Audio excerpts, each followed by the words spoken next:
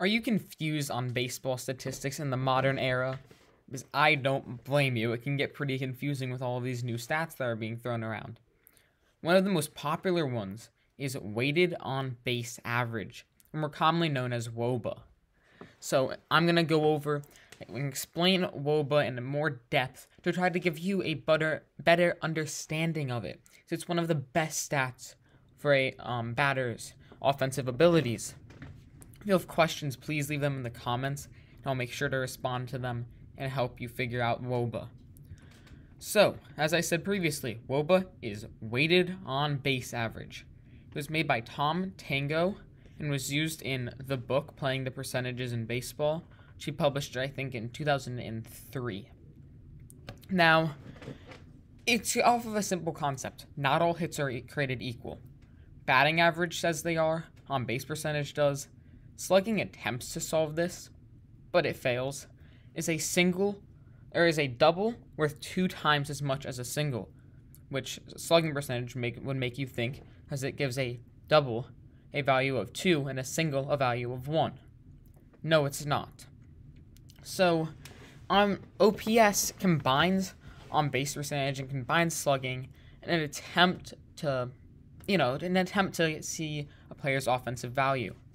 But a point of on base percentage is much better than a point of slugging percentage, around 2 times as much, exactly 1.8 times as much.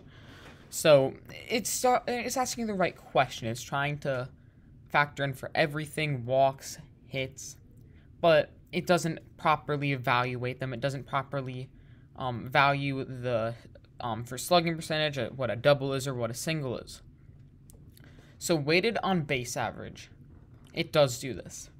Now the formula for it is unintentional base on balls, so a walk, times 0.69.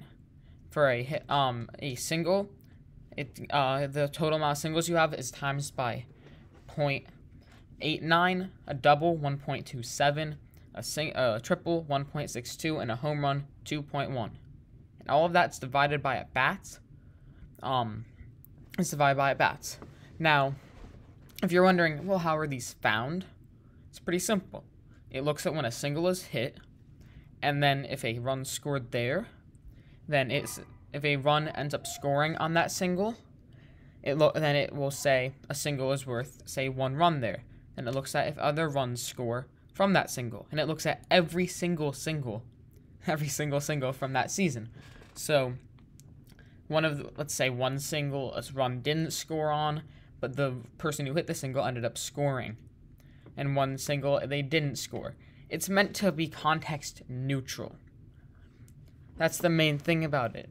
A single is worth more than a walk. That's a common misconception that people always have. Is that they think, oh, sabermetrics treat a single much less than a walk. No, it's worth a higher value than a walk. Now, the reason why this is a good stat is it has one of the highest correlations to the amount of runs that a player will produce. Not RBIs, because RBIs depend on your teammates. If there are no teammates on base and you hit a home run, you're only getting 1 run. It's not fair. On average, a home run will grant you 2.1 runs. You start to see how this is very helpful when evaluating a player, so it fixes the flaws the OPS has. This is why wOBA is one of the best stats in statistics, or when evaluating players. Common question is, how do I know what a good wOBA is? Pretty simple. If it's a good on base percentage, it's a good wOBA. Very easy way to think about it. If a wOBA is around .400, it's elite. That's Mike Trout level. That's Aaron Judge level. Bryce Harper level. Juan Soto level. They're even a little bit above that. That's how good they are. So that's what an elite one is. 370 is amazing, just not in that elite area. 320 to 314 is around league average. Below 300, really not a good hitter. And if it's below 280, then they're a horrible hitter, and there's normally something like their fielding that's keeping them in the league. This is my quick summary of wOBA here. If you have any questions about it, then leave a comment down below, and I'll make sure to address them and answer all questions and concerns. So, hope this helped. See ya.